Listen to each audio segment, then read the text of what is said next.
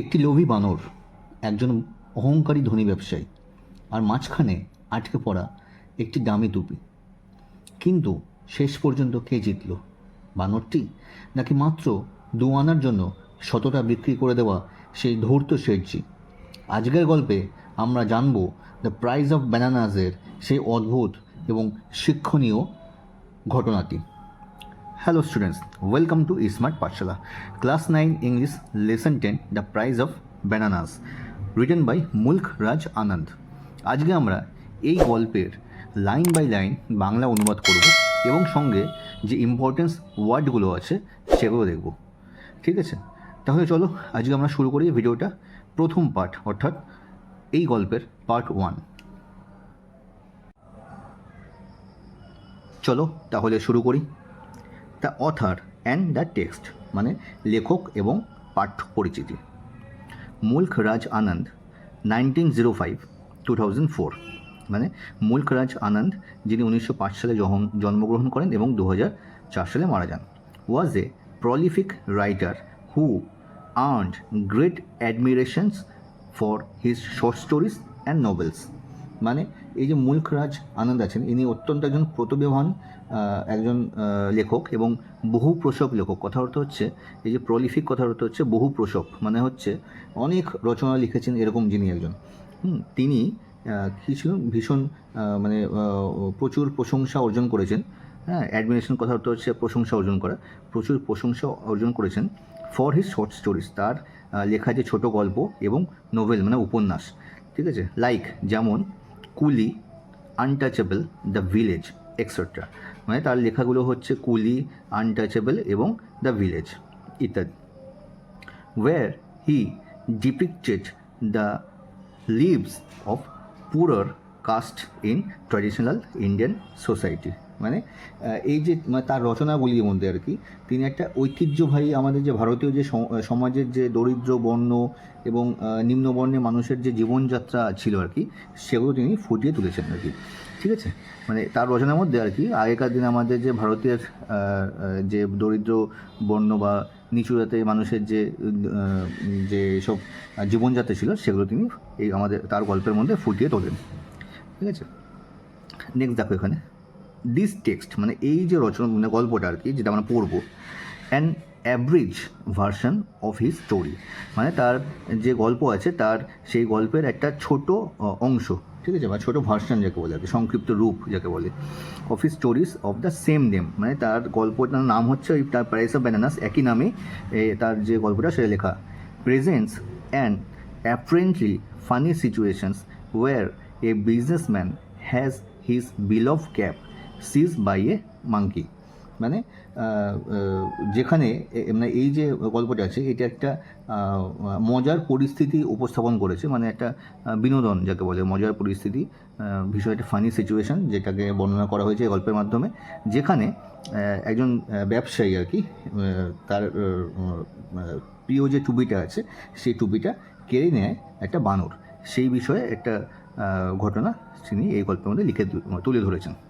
and finally gets it back by offering the offending monkey a bunch of bananas, এবং সেটা সে ফিরে পায়, মানে ওই যে টুপিটা হনুমানটা নিয়ে গেছিলো আর কি, সেই টুপিটা সে ফিরে পায় কী করে না, ওই হনুমানটাকে এক গুচ্ছ বা এক বাঞ্চ, কথার অর্থ হচ্ছে মানে তোমার একটা কাদি যাকে বলে আর কি, বা একটা এক ছড়া কলা তাকে দিয়ে সেই টুপিটা সে আবার ফিরে পায়।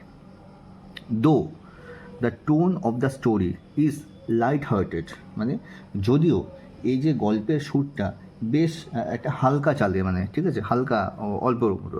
The author notes with sad concern the unkind and unjust behaviour of businessman towards the poor fruit vendor who had help him to get back the cap.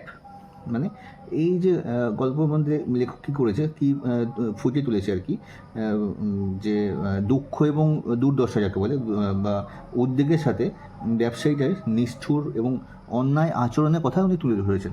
তার উপর না যে ওই যে ফ্রুট ভেন্ডর মানে হচ্ছে যে ফল বিক্রি করছে সেই ফল বিক্রেতার ওপরে তিনি যে অন্যায় করেছেন, অন্যায় আচরণ করেছেন, সেই কথা তিনি এখানে তুলে ধরেছেন, যে কিনা ওই টুপিটা পেতে তাকে সাহায্য করেছিল। মানে ওই যে ফল বিক্রি করছিল সে এই টুপিটা পেতে তাকে সাহায্য করেছিল, কিন্তু বিজনেসম্যানটা বা ব্যবসায়ী লোকটা তার উপর একটা অবিচার করেছে। সেটাই এই গল্পের মধ্যে আমরা তুলে ধরেছি। এবার চলো তাহলে আমরা চলে যাই মেন গল্পে, কী বলছে দেখিনি।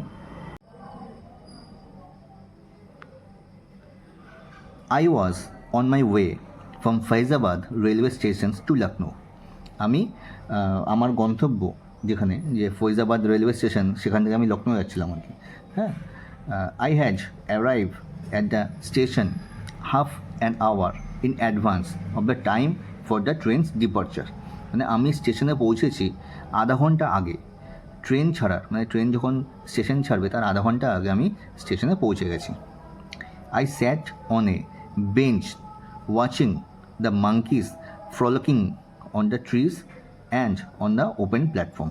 আমি একটা বেঞ্চের মধ্যে বসেছিলাম এবং সেখান থেকে আমি দেখছিলাম কিছু হনুমানের ফ্রলিকিং, কথা হচ্ছে মানে উদ্দেশ্যপ্রণীতভাবে এদিক ওদিক ঘুরে বেড়ানো, লাফানো, হ্যাঁ, বা কি তার কিছু অস্বাভাবিক আচরণ, এগুলোকে হচ্ছে ফ্রলিকিং বলে। অন দ্য ট্রিজ মানে গাছের ওপরে তাদের যে লাফালাফি করা এগুলো, এবং ওপেন প্ল্যাটফর্ম এবং প্ল্যাটফর্মের ওপরে তাদের ছুটি বানানো লাফালাফিগুলো আমি দেখছিলাম। The monkeys descended now and then to collect half stacked mango stones. Mango stones হচ্ছে, কথার অর্থ হচ্ছে আমের আটি, ঠিক আছে। মানে হনুমানগুলো কী করছিল না, খুঁজে বেড়াচ্ছিল আর কি। হ্যাঁ, কী খুঁজছিল না, তারা প্ল্যাটফর্মের উপরে খুঁজে বেড়াচ্ছিল কি না, ওই যে আমের আটির যে অংশটা, মানে অর্ধেক খেয়ে ফেলে দেওয়া যে আমের আটি, সেগুলোকে খুঁজছিল। And the reminders of food from the platform, এবং প্ল্যাটফর্মের মধ্যে অবশিষ্ট খাবারের যে অবশিষ্ট অংশ যেগুলো এদিক পড়েছিল সেগুলো তারা খুঁজছিল এবং নিচ্ছিল আর কি, ঠিক আছে, মানে সংগ্রহ করছিল আর কি হনুমানগুলো। The younger monkeys sat on the boughs of neem and tamarind tree. মানে অল্প বয়সী যে হনুমানগুলো আর কি, ছিল এই ছোটো যে বানরগুলো আর কি, সেগুলো কী করছিল না, তারা বসেছিল নিম গাছ এবং তেঁতুল গাছ। ট্যামারিন্ড কথা হচ্ছে কিন্তু তেঁতুল গাছ, ঠিক আছে, তেঁতুল গাছে তারা বসেছিল। Ready to jump after any food that may be visible. মানে তারা এমনভাবে বসেছিল যে তারা একদম লাফানোর জন্য প্রস্তুত। এইভাবে তারা বসেছিল যে যখনই তারা কোনো খাবার দেখতে পাবে, food that may be visible কথা হচ্ছে দেখা, যখনই তারা খাবার দেখতে পাবে কোনো, তারা সঙ্গে সঙ্গে লাফ মেরে নিচে নেমে আসবে, সেরকমভাবে তারা বসেছিল গাছের ডালে, ঠিক আছে, তেঁতুল গাছ এবং নিম গাছের ডালে।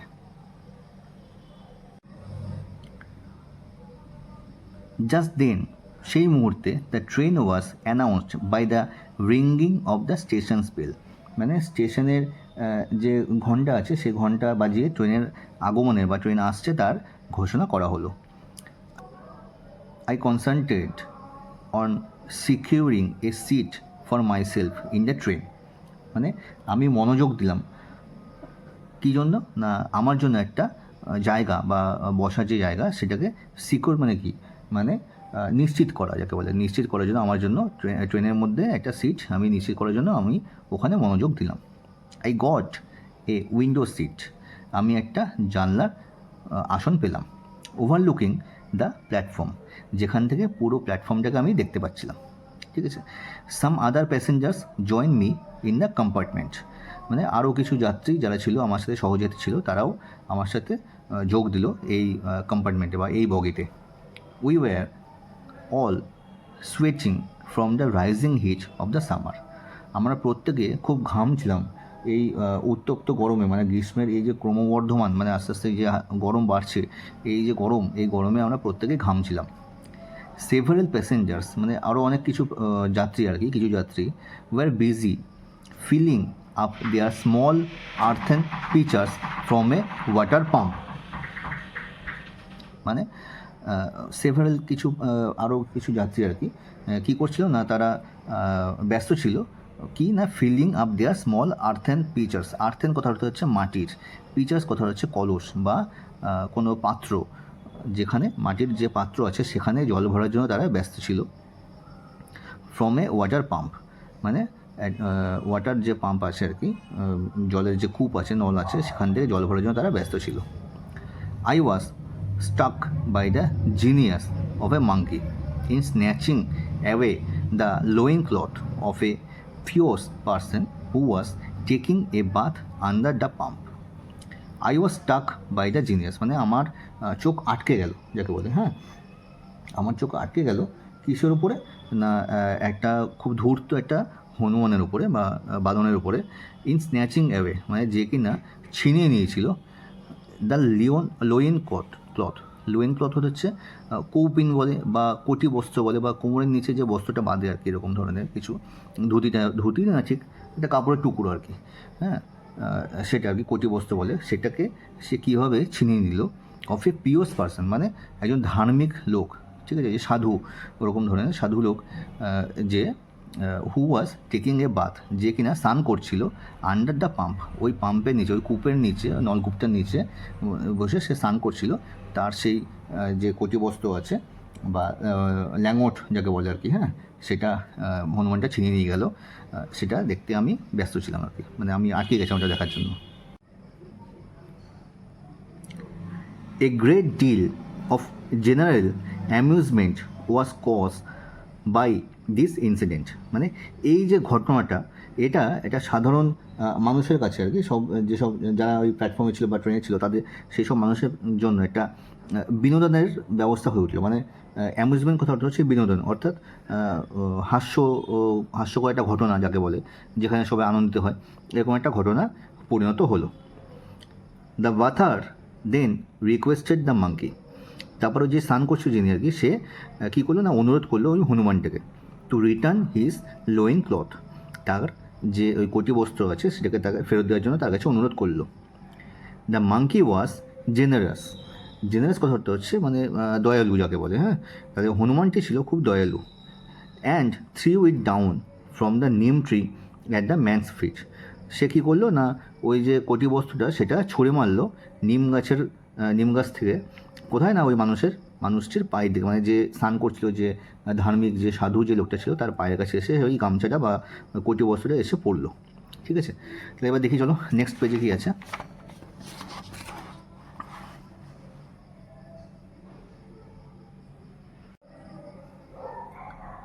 While all this was going on, মানে যখন এই সব কিছু ঘটছিল, আমি লক্ষ্য করলাম, a gentleman come up to our compartment, একটা বেশ ভদ্রলোক আমাদের কামরার দিকে বা আমাদের বগির দিকে এগিয়ে আসছিল। He look like a businessman, তাকে দেখে মনে হচ্ছিল সে একজন ব্যবসায়ী। ঠিক আছে, he was dressed in a white muslin dhoti, তার পরনে ছিল একটা সাদা রঙের মাসলিন ধুতি। এ ডেলিকেট টিউনিক, একটা খুব দামি যাকে বলে, হ্যাঁ, একটা সূক্ষ্ম একটা টিউনিক, কথা হচ্ছে আলখাল্লা বা একটা কুর্তা মতো, সূক্ষ্ম খুব ভালো কাপড়ের একটা কুর্তা সে পরেছিল। And an embroidered cap on his head, এবং তার মাথায় ছিল একটা এমব্রয়ডারি করা, অর্থাৎ সুতোর কাজ করা একটা নকশা করা একটা টুপি। A porter was carrying his luggage, একজন কুলি, পোর্টার কথা হচ্ছে কুলি, একজন কুলি, সে কী করছিল, তার যে জিনিসপত্র আছে আর কি, মানে তার যে মালপত্র আছে সেগুলো সে বহন করছিল। Which included a big steel trunk, several small baskets and a brass jug, মানে যেখানে ছিল আর কি, ওই যে কুলি যে মালপত্রগুলো নিচ্ছিল আর কি, সেই মালপত্রের মধ্যে ছিল কী কী ছিল না, একটা বড় একটা স্টিলের একটা ট্রাঙ্ক ছিল, হ্যাঁ, একটা বাক্স মতো আর কি, সেভারাল স্মল বাস্কেট, ছোটো ছোটো ঝুড়ি ছিল অনেকগুলো, and a brass jug, brass কথা হচ্ছে পিতলের একটা জগ ছিল। The man was shouting at the porter two hurry up with the luggage, মানুষটা কী করছিল, মানে ওই ভদ্রলোক বা যে ব্যবসায়ী সে কী করছিল না, ওই কুলিটার উপরে চিৎকার করছিল, মানে চিৎকার করে বলছিল যে তাড়াতাড়ি আসো, মানে জিনিসপত্র নিয়ে তাড়াতাড়ি চলে আসো, এরকম একটা তাকে আদেশ দিচ্ছিল আর কি। ঠিক আছে, তারা দিচ্ছিল। Suddenly A monkey lift down from the top of our compartment, suddenly মানে হঠাৎ একটা হনুমান কী হলো না, আমাদের যে বগি ছিল সেখান থেকে নিচে নেমে আসলো আর কি, বগির থেকে নিচে নেমে আসলো। And snatch away the fine embroidered cap of the businessman, এবং ছিনিয়ে নিল, স্ন্যাচ হচ্ছে ছিনিয়ে নেওয়া, ছিনিয়ে নিল ওই নকশা করা, সুতোর কাজ করা নকশা করা যে টুপিটা আছে সেই টুপিটা, মানে ওই বিজনেসম্যান মানে ওই যে ভদ্রলোক বা ওই যে ব্যবসায়ী আছে তার টুপিটা সে ছিনিয়ে নিল হনুমানটা। The monkey then climb up the neem tree. তারপর কী হলো, হনুমানটা কী করলো না, নিম গাছে উঠে পড়লো। What have you done monkey, তুমি এটা কী করছো হনুমান, ঠিক আছে, বানর তুমি এটা কী করলে, কী করলে। দ্য বিজনেসম্যান শাউটেড, ওই যে ব্যবসায়ী লোকটা আছে সে চিৎকার করে উঠল। ইন আদার কনফিউশনস, মানে একটা মানে সম্পূর্ণ বিভ্রান্ত হয়ে চিৎকার করে উঠলো আর কি। কনফিউজ করা হচ্ছে বিভ্রান্ত। His round and smart face was covered with perspirations. Perspirations কথা অর্থ হচ্ছে ঘাম, ঠিক আছে। তার যে গোল মুখটা আর কি, এবং তোমার হচ্ছে স্মাগ ফেস কথা অর্থ হচ্ছে তোমাদের আত্মতুষ্ট মুখ, মানে খুব অহংকারী মুখ যাকে বলে, এরকম একটা ব্যাপার। হ্যাঁ, তার সে গোলাকার এবং অহংকারী মুখটা কী হলো না, ঘামে পুরো ভিজে গেল। He ran towards the tree, সে দৌড়ে ওই গাছের দিকে গেল। ওভার দ্য পাম্প, যেটা ওই পাম্পের ওপরে ছিল, মানে পাম্পের ওপর দিয়ে যে গাছটা ঝুলছিল আর কি, বা গাছটা ছিল সেই গাছের কাছে সে দৌড়ে গেল। And stood threatening the monkey, এবং দাঁড়িয়ে সেখানে হনুমানটাকে কী করলো, বকতে লাগলো বা ভয় দেখাতে লাগলো। However the more he shouted at the monkey, however মানে যাই হোক, তিনি বানরের দিকে যত বেশি চিৎকার করছিলেন আর কি, দ্য রিমোটার দ্য মাঙ্কি বিকাম, মানে হনুমানটা আরও বেশি দূরে চলে যাচ্ছিল। মানে যত বেশি চিৎকার করছিল সে আরও বেশি দূরে চলে যাচ্ছিল। It was the same monkey that had snatch the bather's loin cloth, এটা হচ্ছে সেই হনুমানটা যে কিনা ওই যে স্নান করছিল, যে স্নান করেছিল যে সাধুটা আর কি, তার যে কটি বস্ত্র ছিল আর কি, সে যে নিয়ে নিয়েছিল যে হনুমানটা, এইটা সেই হনুমানটাই ছিল, ঠিক আছে। তাহলে এটা হচ্ছে আজকে আমাদের এই যে প্রাইস অফ ব্যানানাস এর পার্ট 1, মানে আমরা আজকে এতখানি তোমাদেরকে পড়ালাম, লাইন বাই লাইন বাংলা অনুবাদ করে বোঝালাম। এবার আমরা দেখে নেব এইটুকুনি যে চ্যাপ্টারটা আছে, অর্থাৎ এই ফার্স্ট পেজ থেকে একদম এতখানি যখনই পড়ালাম, এর মধ্যে কী কী ইম্পর্টেন্স ওয়ার্ডগুলো আছে সেগুলো একটু দেখে নেবো। চলো দেখো, আমরা চলে এসেছি বোর্ডে, lesson 10 the price of bananas. এখানে যে প্রথম যে পার্টটা আমরা পড়লাম তার যে ইম্পর্টেন্স ওয়ার্ডগুলো আছে সেগুলো আমি লিখে রেখেছি। এবার চলো তোমাদেরকে একটু দেখিয়ে দিই বা বলে দিই। প্রথমেই আছে দেখো প্রলিফিক, প্রলিফিক কথা অর্থ হচ্ছে সৃষ্টিশীল। তারপর দেখা আছে অ্যাডমিরেশনস, এর কথা অর্থ হচ্ছে প্রশংসা। তারপর দেখা আছে লেখা ফ্রলিকিং, এর কথা অর্থ হচ্ছে অস্বাভাবিক আচরণ।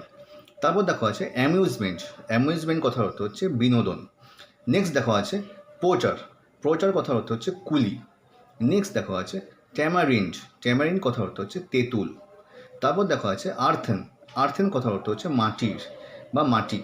আচ্ছা দেখো, এখানে আমি যে আর্থেন লিখেছি এই ইটা কিন্তু আছে ছোটো হাতের, এই ইটা যদি আমি বড় হাতে লিখি তাহলে হবে পৃথিবী, মানে আর্থ বা আর্থেন এই যে ওয়ার্ডটা আছে এইটার যদি আমি বড় হাতে লিখি তাহলে সেটা হবে পৃথিবী, এবং ছোটো হাতে লিখলে হবে এটা মাটির।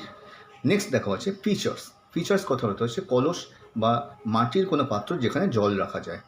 নেক্সট দেখা হচ্ছে লিওন ক্লথ, লিওন ক্লথ কথা অর্থ হচ্ছে কোটি বস্ত্র। নেক্সট দেখা হচ্ছে পাসপিরেশনস, পাসপিরেশন কথা অর্থ হচ্ছে ঘাম। তাহলে এগুলো হচ্ছে আমাদের প্রথম পার্টে যে ইম্পর্টেন্স ওয়ার্ডগুলো আছে সেগুলোর বাংলা মানে। এবার চলো আমরা চলে যাই বইতে। তাহলে এই হচ্ছে আমাদের প্রাইস অফ ব্যানানাস অর্থাৎ লেসন 10-এর প্রথম যে পার্ট, অর্থাৎ আমরা যে এতখানি পড়লাম আর কি, তার বাংলা মানে এবং শব্দের অর্থ আমি তোমাদেরকে বুঝিয়ে দিলাম। তাহলে তোমাদের যদি এই ভিডিওটা ভালো লেগে থাকে তাহলে অবশ্যই কিন্তু আমার চ্যানেলটিকে সাবস্ক্রাইব করো, ভিডিওটিকে লাইক করো, এবং কোনো অসুবিধা হলে অবশ্যই কমেন্ট করো এবং বন্ধুদের মাধ্যমে শেয়ার করো, ঠিক আছে। তাহলে আজকে এখানেই ভিডিওটি শেষ করছি। নেক্সট ভিডিওতে আমরা এই গল্পের বাকি অংশটা অর্থাৎ পার্ট 2 এগুলো আমরা লাইন বাই লাইন পড়ব। তাহলে দেখা হচ্ছে নেক্সট ভিডিওতে।